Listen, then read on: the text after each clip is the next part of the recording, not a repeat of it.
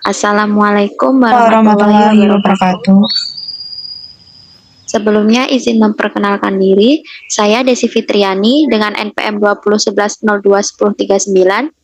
Dan saya Latifah Aulalin Putri dengan NPM 2011021042.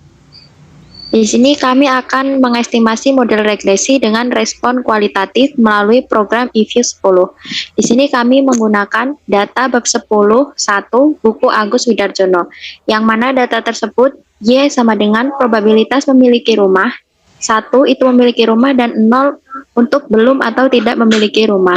Sedangkan X1 yaitu pendapatan dalam ribuan dolar dan X2 status pernikahan, 1 sama dengan menikah, 0 sama dengan belum menikah, X3 sama dengan jumlah anggota keluarga, jumlah orang, dan X4 adalah tingkat pendidikan dalam tahun, X5 adalah umur kepala keluarga dalam tahun.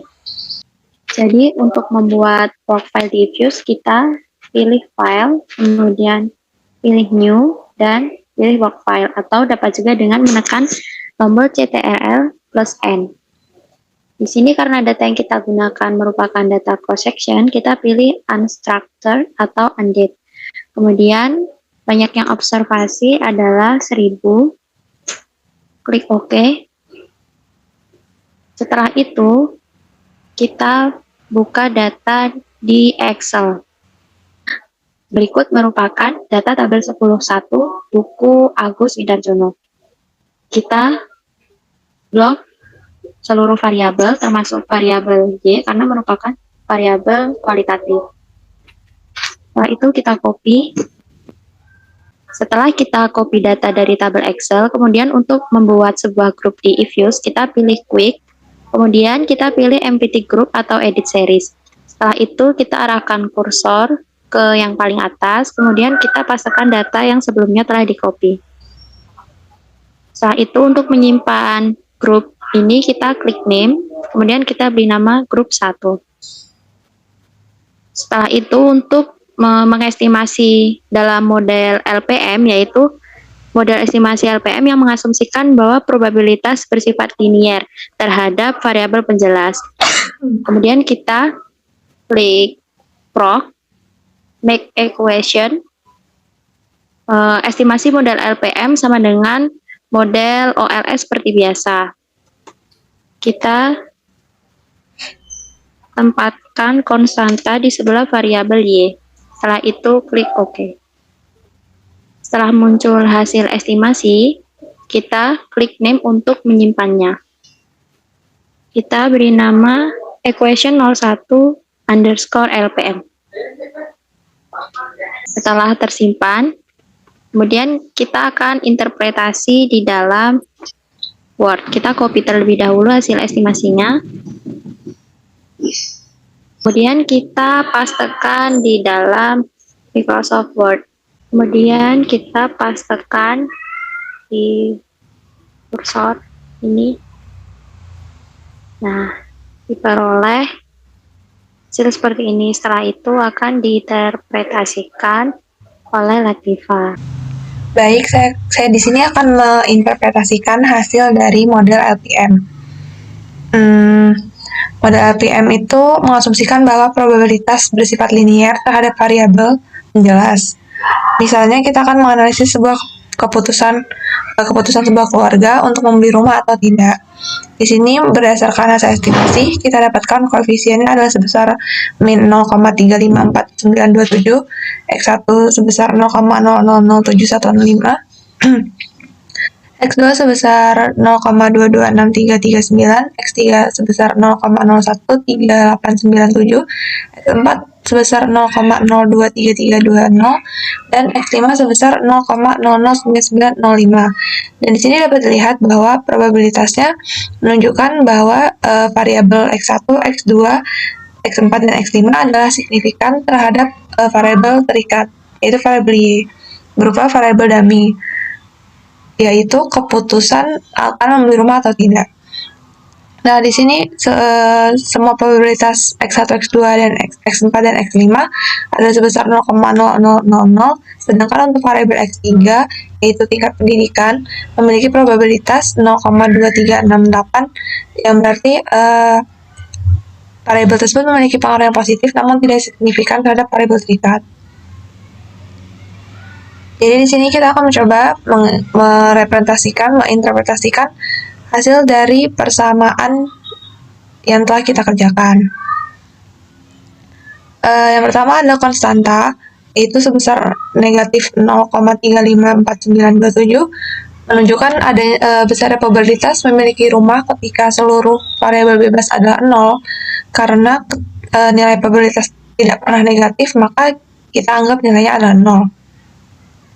Kemudian nilai koefisien regresi pendapatan, yaitu X1, sebesar 0,00705, memiliki arti bahwa jika terjadi kenaikan pendapatan sebesar $1.000, itu dapat meningkatkan probabilitas untuk memiliki rumah sebesar 0,00705 ceteris paribus. Atau dalam asumsi, nilai yang lain dianggap konstan. Selanjutnya yaitu nilai koefisien status pernikahan atau X2 sebesar 0,226339. Probabilitas orang yang sudah menikah untuk memiliki rumah akan meningkat sebesar 0,226339 atau sebesar 7,36% dibandingkan orang yang belum menikah, ceteris paribus. Selanjutnya itu koefisien regresi X3, yaitu jumlah anggota keluarga sebesar 0,013897, memiliki arti bahwa jika terdapat kenaikan dalam jumlah anggota keluarga sebesar 1 orang, maka akan meningkatkan probabilitas untuk memiliki rumah sebesar 0,0138997 ceteris paribus. Selanjutnya yaitu koefisien regresi X4, yaitu tingkat pendidikan sebesar 0,02320, memiliki arti bahwa jika tingkat pendidikan seseorang meningkat sebesar 1 tahun, maka rata-rata probabilitas untuk memiliki rumah itu juga akan meningkat sebesar 0,023320 ceteris paribus. Yang terakhir yaitu koefisien regresi X5, yaitu umur kepala keluarga sebesar 0,009905, memiliki arti bahwa jika umur kepala keluarga itu meningkat sebesar 1 tahun, maka probabilitas untuk memiliki rumah itu akan naik sebesar 0,9905 ceteris paribus. Dengan demikian, variabel X1 seperti yang telah saya jelaskan di atas tadi, variabel X1, X2, X4, dan X5 itu memiliki hubungan positif dan signifikan terhadap variabel terikat Y karena memiliki nilai probabilitas kurang dari alfa, yaitu 0,05. Sedangkan untuk variabel X3 atau tingkat pendidikan itu memiliki hubungan yang positif namun tidak signifikan terhadap variabel dependent, yaitu Y, karena memiliki nilai probabilitas lebih dari alfa atau 0,05. Setelah mengestimasi model LPM, selanjutnya kita akan mengestimasi model logit. Caranya yaitu kita klik objek dari estimasi LPM sebelumnya, kemudian kita pilih copy objek. Setelah itu, setelah tercopy, kemudian kita klik estimate. Kemudian pada bagian estimation setting, pada bagian method, kita pilih binary karena variabel terikatnya yaitu variabel data kualitatif. Nah, di sini ada pilihan probit, logit, dan extreme value. Kita pilih yang logit. Setelah itu kita klik OK. Setelah keluar hasilnya, jangan lupa kita simpan dengan cara memberi nama pada hasil estimasinya. Kita beri nama equation 01 underscore logit. Kemudian kita klik OK. Setelah hasil estimasinya diperoleh, seperti langkah sebelumnya, kita copy, kemudian kita pastekan di Microsoft Word untuk diinterpretasi. Kita pastekan di sini. Nah, setelah muncul hasil estimasinya, kemudian akan diinterpretasikan oleh Latifah. Selanjutnya, saya akan menginterpretasikan model logit yang telah dikerjakan oleh Desi sebelumnya. Di sini dapat kita lihat bahwa nilai konstanta lagi-lagi bernilai negatif, dan nilai probabilitas untuk variabel bebas masih berada pada variabel bebas X3 yaitu tingkat pendidikan yang tidak signifikan terhadap variabel tingkat. Itu memiliki probabilitas sebesar 0,5151, sedangkan variabel X1, X2, X4, dan X5 memiliki probabilitas 0,000 atau kurang dari alfa 0,05. Di sini kita dapatkan persamaan, yaitu konstanta sebesar negatif 4,888317 ditambah 0,008442 X1 plus 1,078795 X2 plus 0,046024 X3 plus 0,130895 X4 dan ditambah dengan 0,055479 X5. Perlu diingat bahwa Z sama dengan ln Pi per 1 min Pi. Jadi tadi karena konstantanya bernilai negatif, jadi tidak perlu diinterpretasikan karena tidak memiliki arti. Selanjutnya yaitu koefisien regresi parsial variabel X1 yaitu pendapatan sebesar 0,008422 tidak dapat langsung diinterpretasikan sehingga harus dicari dengan antilennya terlebih dahulu.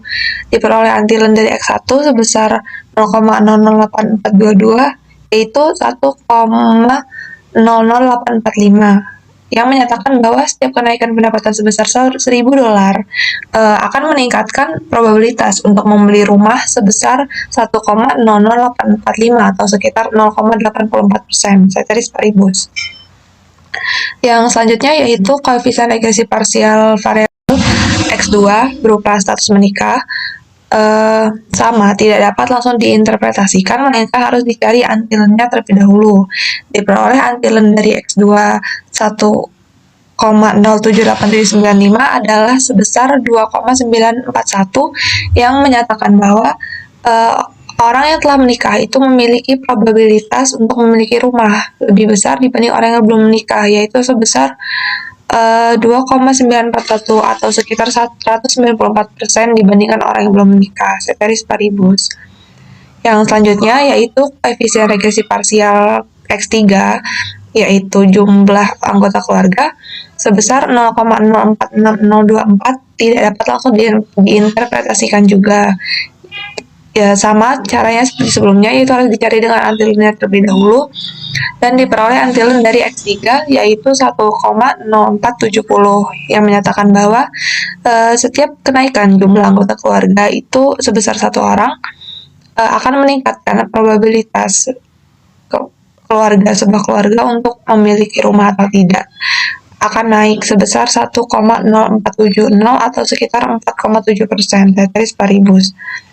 Yang selanjutnya yaitu koefisien regresi parsial X4 yaitu tingkat pendidikan sebesar 0,130895 juga tidak dapat langsung diinterpretasikan dan kita akan mencari antilennya terlebih dahulu. Diperoleh antilen dari X4 yaitu 1,1398 yang menyatakan bahwa jika tingkat pendidikan meningkat sebesar 1 tahun, maka probabilitas seseorang atau keputusan sebuah keluarga untuk memiliki rumah itu akan naik sebesar 1,1398 atau sekitar 14%, ceteris paribus.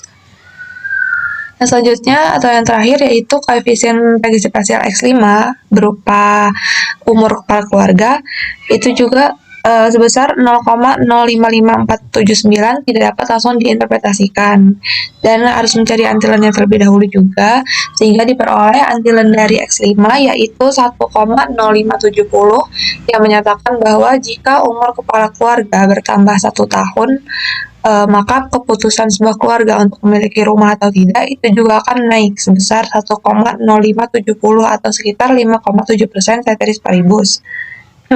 Sepertinya sudah dijelaskan sebelumnya, dengan melihat nilai probabilitas pada estimasi pada persamaan model logit di atas tadi dapat dilihat bahwa variabel X1, X2, X4, dan X5 itu memiliki hubungan positif dan signifikan terhadap variabel dependen yaitu Y karena memiliki nilai probabilitas kurang dari alfa yaitu 0,05 atau 5%. Sedangkan untuk variabel bebas X3 yaitu tingkat pendidikan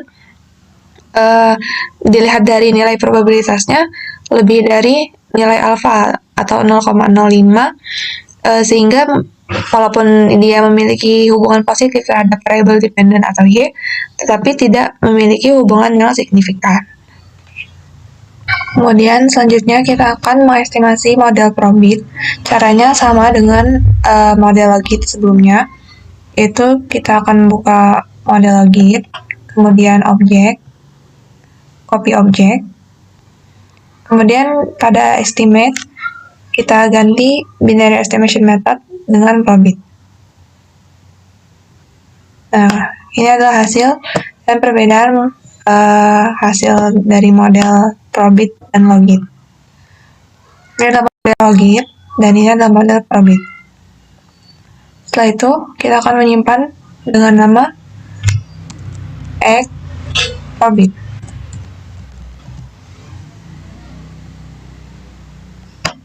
Kemudian, sama seperti langkah sebelumnya, kita akan menginterpretasi dalam Microsoft Word, sehingga kita harus mengcopy equation yang telah kita kerjakan ke dalam Microsoft Word. Selanjutnya akan diinterpretasikan oleh Desi. Saya akan menginterpretasikan hasil estimasi model probit. Model probit sendiri merupakan model respon kualitatif yang didasarkan pada fungsi probabilitas distribusi normal. Di sini, koefisien regresi variabel pada model probit tidak dapat diinterpretasikan secara langsung, melainkan harus dihitung perubahan nilai probabilitasnya atau marginal efeknya.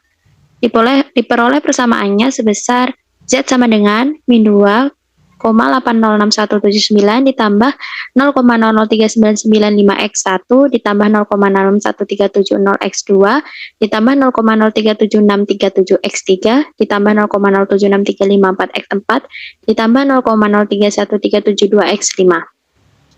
Yang pertama, kita ambil contoh, misalnya tingkat pendapatan rumah tangga dengan penghasilan 50.000 dan 60.000 dolar dengan status menikah, jumlah anggota keluarga 4 orang, tingkat pendidikannya 18 tahun, dan umur kepala keluarganya adalah 50 tahun.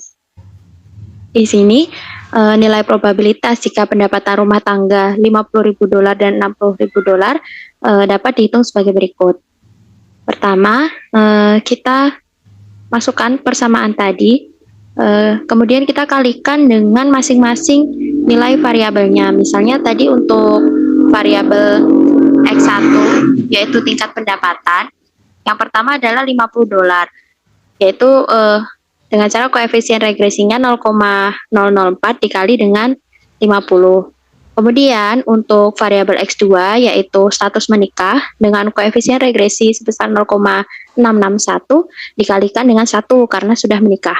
Dan selanjutnya adalah variabel X3 yaitu jumlah anggota keluarga sebanyak 4 orang dikalikan dengan nilai koefisien regresinya yaitu sebesar 0,038.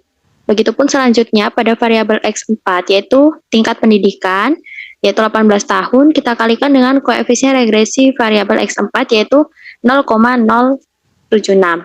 Setelah itu yang terakhir adalah variabel X5 yaitu umur kepala keluarga sebesar 50 tahun kita kalikan dengan koefisien regresi variabel X5 yaitu 0,031 sehingga diperoleh distribusi normalnya yaitu 1,15 yang apabila dilihat melalui tabel Z diperoleh nilai sebesar 0,3749.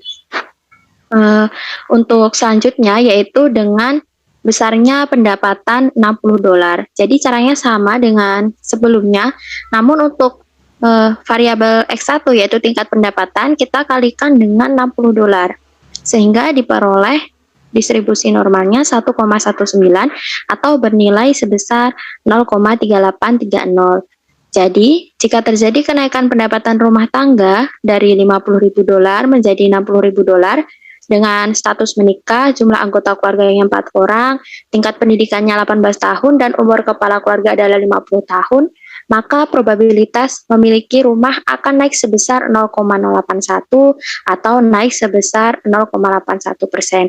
Jadi dapat disimpulkan bahwa pendapatan rumah tangga dengan probabilitas untuk memiliki rumah ini memiliki hubungan yang positif. Selanjutnya, untuk variabel yang X2 yaitu status menikah.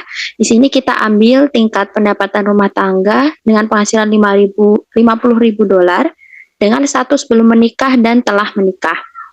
Jumlah anggota keluarganya sebanyak 4 orang, tingkat pendidikannya 18 tahun, dan umur kepala keluarga adalah 50 tahun. Untuk menghitung probabilitasnya, seperti sebelumnya, kita kalikan masing-masing koefisien regresi dengan variabelnya. Jadi di sini yang pertama adalah variabel pendapatan, yaitu dengan koefisien regresinya 0,004, kemudian untuk status menikah dengan koefisien regresi 0,661, kita kalikan dengan 1 karena telah menikah, dan 0,038 ini adalah koefisien regresi variabel X3, yaitu jumlah anggota keluarga. Kita kalikan dengan banyaknya anggota keluarga, yaitu 4. Setelah itu tingkat pendidikan 18 tahun, kita kalikan dengan koefisien regresi variabel X4, yaitu 0,076. Setelah itu kita tambahkan dengan koefisien regresi variabel X5, yaitu umur kepala keluarga sebesar 0,031, kita kalikan dengan umur kepala keluarganya, yaitu 50 tahun. Sehingga diperoleh distribusi normalnya yaitu 1,15 atau bernilai sebesar 0,3749. Selanjutnya, dengan cara yang sama, namun perbedaannya di sini adalah pada variabel X2, yaitu status belum menikah, karena kita akan membandingkan probabilitas memiliki rumah untuk seseorang yang belum menikah dan telah menikah. Jadi di sini karena belum menikah, kita kalikan dengan 0. Namun untuk variabel yang lain, caranya tetap sama dengan jumlah yang sama seperti yang di atas. Perbedaannya hanya karena di sini belum menikah, jadi kita kalikan dengan 0. Sehingga diperoleh distribusi normalnya sebesar 0,49 atau bernilai 0,1879. Sehingga dapat disimpulkan, jika pendapatan rumah tangganya sebesar 50.000 dengan status belum menikah, jumlah anggota keluarganya 4 orang, dan tingkat pendidikannya 18 tahun, umur kepala keluarganya 50 tahun, memiliki probabilitas yang lebih rendah atau turun sebesar 0,1870. Jadi, dibandingkan dengan orang yang telah menikah. Jadi, seseorang yang belum menikah itu memiliki probabilitas untuk memiliki rumah lebih rendah sebesar 18,7% dibandingkan orang yang telah menikah. Selanjutnya, kita ambil contoh pada tingkat pendapatan rumah tangga $50.000 dengan status menikah, jumlah anggota keluarga 4 orang, dan 5 orang. Tingkat pendidikannya 18 tahun dan umur kepala keluarga 50 tahun. Yang pertama yang dihitung adalah dengan jumlah anggota keluarga 4 orang. Jadi sama seperti sebelumnya perhitungannya, di sini kita menggunakan tingkat pendapatan $50.000 dan status sudah menikah dikalikan dengan 1 dan jumlah anggota keluarga 4 orang. Begitu juga pada tingkat pendidikannya 18 tahun dan umur kepala keluarga 50 tahun. Diperoleh distribusi normalnya 1,15 atau bernilai sebesar 0,3749. Pada perhitungan kedua, di sini perbedaannya terletak pada jumlah anggota keluarga yang sebanyak 5 orang. Jadi, selain ini perkaliannya tetap sama, namun di sini untuk jumlah anggota keluarga, koefisien regresi parsial variabel X3, yaitu jumlah anggota keluarga, kita kalikan dengan 5 orang. Sehingga diperoleh distribusi normalnya sebesar 1,19 atau bernilai 0,3830.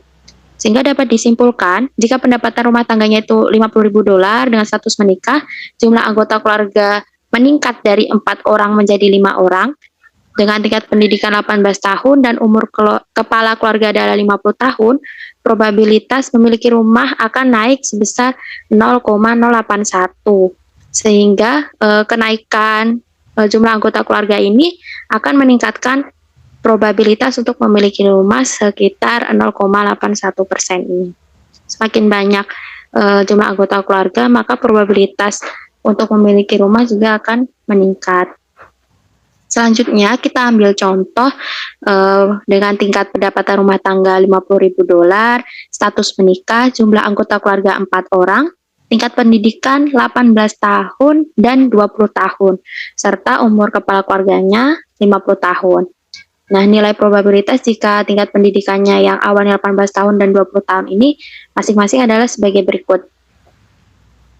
Yang pertama, caranya seperti sebelumnya, jadi kita masukkan persamaannya, kita kalikan dengan variabel yang telah ditentukan. Jadi, koefisien regresi parsial variabel X1 dikalikan dengan 50.000, untuk variabel X2 yaitu status menikah, karena telah menikah kita kalikan dengan 1. Selanjutnya jumlah anggota keluarganya adalah 4 orang, sehingga kita kalikan 4.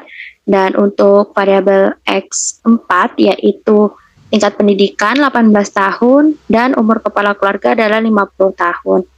Dan diperoleh distribusi normalnya sebesar 1,15 atau bernilai 0,3749. Sedangkan untuk yang tingkat pendidikan 20 tahun, perbedaannya di variabel X4. Jadi koefisien regresi parsial variabel X4-nya 0,076 ini kita kalikan dengan 20 tahun. Sehingga diperoleh distribusi normalnya 1,30 atau bernilai 0,4032. Sehingga dapat diambil kesimpulan bahwa jika pendapatan rumah tangganya 50.000, statusnya menikah, jumlah anggota keluarganya 4 orang, dan tingkat pendidikannya meningkat dari 18 tahun menjadi 20 tahun, serta umur kepala keluarganya adalah 50 tahun, maka probabilitas memiliki rumah akan naik sebesar 0,0283. Sehingga jika tingkat pendidikan meningkat, maka probabilitas untuk memiliki rumah itu juga akan meningkat. Selanjutnya, kita ambil contoh untuk variabel yang terakhir, yaitu umur kepala keluarga. Jadi, kita ambil tingkat pendapatan rumah tangganya dengan penghasilan $50.000, statusnya menikah, jumlah anggota keluarga 4 orang, tingkat pendidikan 18 tahun, dan umur kepala keluarga 50 tahun dan 60 tahun. Nilai probabilitas jika umur kepala keluarga 50 tahun dan 60 tahun adalah masing-masing sebagai berikut. Kita hitung seperti sebelumnya, namun di sini umur kepala keluarga adalah 50 tahun. Jadi kita kalikan masing-masing koefisien regresi parsial variabel X1 dengan X1 dan seterusnya dengan yang sudah ditentukan ini. Jadi $50.000, status menikah, dan seterusnya. Perbedaannya untuk yang kedua di sini adalah koefisien regresi parsial variabel X5 kita kalikan dengan 60 tahun.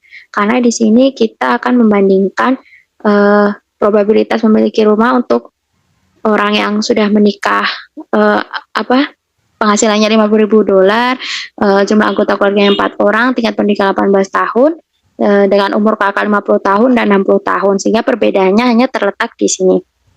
Di umur kepala keluarga dikalikan 60 dan diperoleh distribusi normalnya sebesar 1,46 atau bernilai 0,4265.